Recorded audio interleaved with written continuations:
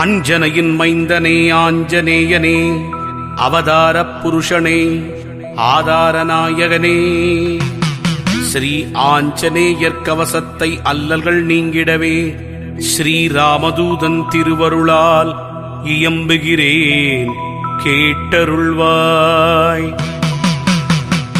செல்வமாருதியே, சீர் சிறப்பு அருளிடுவாய், சிரம் தாழ்த்தி துதித்தேன், சிரஞ்சீவியே அருள்வாய்.